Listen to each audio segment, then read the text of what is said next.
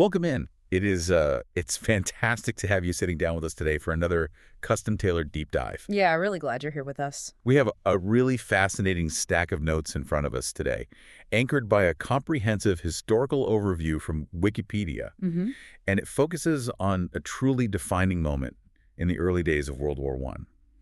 We are diving into the Battle of Albert, which unfolded in September of 1914. Right.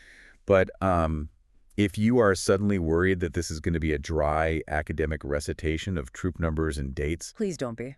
yeah, you can absolutely leave that fear at the door. Exactly, because our mission today is to totally bypass that standard textbook approach. Yeah. We want to show you how a massive, almost completely accidental collision of two giant armies essentially birthed the infamous trench warfare of the Western Front. It really is wild when you look at it from that angle. It is. We're going to explore a period historians call the Race to the Sea.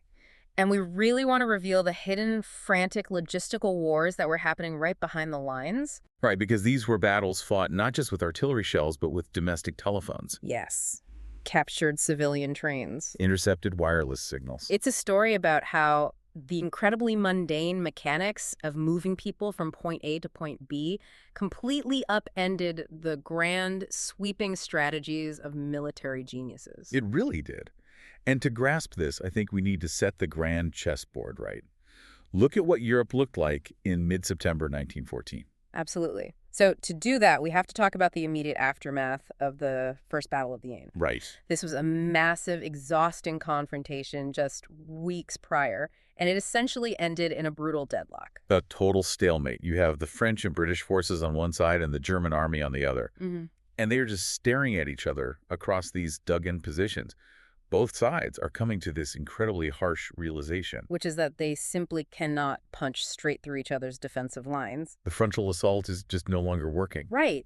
But as they look at the map, there is this glaring detail. Yeah, the line of troops doesn't stretch all the way to the coast yet. Exactly. There is a wide open flank to the north. It stretches roughly 100 miles toward the English Channel. Just a huge gap. And both high commands look at that open space and get the exact same idea at the exact same time. Which is so crazy to think about. It is. They decide to run around the other guy's open northern flank. It's a mutual realization that completely kicks off this race to the sea. And the goal isn't just to reach the water first, right? No, not at all. The goal is to sweep around the enemy's side and attack them from behind before the enemy does the exact same thing to you. Right. And the command decisions driving this race are incredibly high stakes, especially on the German side. Oh, absolutely. General Erich von Falkenhayn has literally just taken over. Right. He replaced Helmuth von Moltke as the chief of the German general staff on September 14th. Talk about a stressful first week on the job. Seriously. Falkenhayn steps into the highest military role, facing a massive existential dilemma. He has to decide whether to hold the line where they currently are, send desperately needed reinforcements eastward to deal with the Russian threat on the Eastern Front. Which was a huge problem. Right. Or push all his chips into the center of the table for a decisive knockout victory in France before the French military can fully regroup. And Falkenhayn decides to gamble. Okay, he does. He looks at his options and actually cancels a planned breakthrough further south near Verdun. Instead, he chooses to pull his 6th Army and move it north. Wow. His grand vision is to aggressively outflank the Franco-British left wing. If he can pull this off, the Germans seize the Channel coast. Right. They grab the crucial industrial and agricultural heartlands of northern France, and they effectively isolate Belgium from any Allied support. Okay, let's unpack this, because the sheer scale of what we are talking about is genuinely mind-boggling. It really is. When we say he moves his 6th Army, we aren't talking about shifting a few carved wooden pieces across a map in a war room. No, not at all. We are talking about picking up hundreds of thousands of men, thousands of horses. Massive artillery pieces. Right. Medical tents, ammunition dumps, food supplies, and moving them laterally across a country. It's unbelievable. And they are doing this while a massive, brutal war is actively happening around them. The logistics involved are staggering. It's a tightrope walk over an active volcano. That's a great way to put it. And Falkenhayn is not operating in a vacuum here. On the French side, the Generalissimo of the French army, Joseph Joffre, is matching him move for tactical move. Joffre is making his own drastic decisions. Exactly. He is dissolving entire French armies in the east, specifically pulling troops out of the Lorraine region and furiously shuttling them north. He's building up the French Second Army, placing it under the command of General Noël de Castelnau. Yes. He's assembling this massive force near the city of Amiens to execute his own sweeping outflanking maneuver. And this brings us to a part of the deep dive that I think is going to be a real aha moment for you. Yeah, definitely. Yeah. Because when we typically picture World War I, our minds immediately go to the visceral combat. Right. We see the trenches, the mud, the barbed wire, the relentless artillery barrages. But the source material points out something incredible about this specific phase of the conflict. In September 1914, this was fundamentally a battle of supply chains. Yes. It was a war of trains, early telephone lines, and unprecedented traffic jams. The unsung heroes of this entire operation weren't the generals drawing sweeping arrows on a map. No. They were the railway coordinators and logistical quartermasters working frantically behind the scenes. And the French had a massive game-changing advantage in this arena. They really did. They were operating on their own soil, safely behind their own defensive lines. That meant they had access to their own largely undamaged domestic railway network. And they pushed that civilian network to its absolute breaking point. The historical documentation shows the French were moving troops into position using up to 200 trains a day. 200 trains. Every single day, Oh. loaded with soldiers and supplies. It's a massive logistical feat. And to pull this off, they didn't just use French military trains. They requisitioned what they called rolling stock, which is essentially just the train cars and engines. Right. They took them from captured German trains and Belgian railways. They grabbed any wheeled vehicle on tracks they could find. They also heavily utilized early motorization, which was highly unusual for the time. Oh, yeah. French staff officers, specifically a Commandant Gerard and a Captain Dumont, brilliantly coordinated hundreds of civilian and military motor vehicles to move troops and supplies from the railheads directly to the front lines. That level of coordination is just wild for 1914. Furthermore, because the French were operating inside their own borders, they didn't have to string thousands of miles of new military communication wire. Right, they could simply use the everyday domestic telephone and telegraph lines to coordinate this massive reshuffling of forces. You literally have high-ranking generals picking up local civilian phone lines in small French farmhouses to orchestrate army-level deployments. It paints such a surreal picture, doesn't it? A general in a farmhouse kitchen using a wall phone to move 100,000 men. It really does. And there is one more crucial element the French had in their toolkit: superior military intelligence. Yes. This is huge. The French intelligence service, known as the DCM Bureau, was actively intercepting German wireless messages. And we have to remember, in 1914, wireless communication meant early radio transmitting Morse code. Right. The Germans were broadcasting their movements, and the French were just listening in. Because of this, General Joffre actually knew that the Germans were moving the 6th Army to the western flank. He was staying one step ahead because he could literally read the opponent's mail. Exactly. The situation for the Germans was an absolute nightmare in comparison. Oh, complete opposite end of the spectrum. They had surrendered the strategic initiative they held back in August during their initial invasion, and now their troop movements were entirely piecemeal and disjointed. And a major factor in this was the recent end of the siege of Maubeuge. Huh. Maubeuge was a French fortress town that the Germans had to aggressively bombard for weeks to capture. And in the process of taking the town, the surrounding railway infrastructure was completely blown to pieces. Just decimated. Because of this massive bottleneck, the Germans were essentially relying on a single functioning rail line to supply their entire right wing.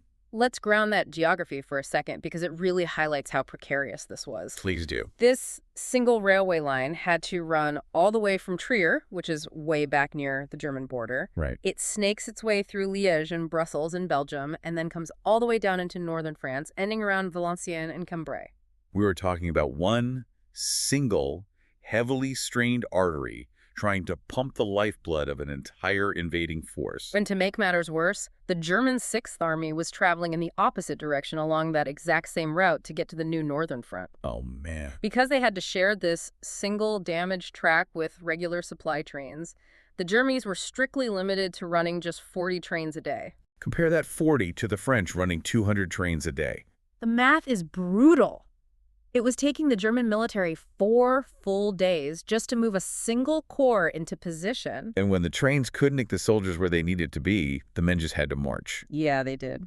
The source material highlights a staggering, deeply human detail here.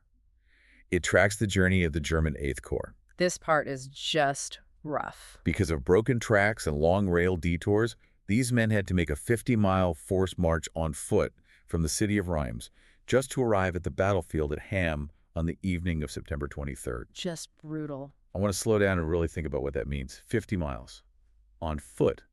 These are men carrying upwards of 60 pounds of gear.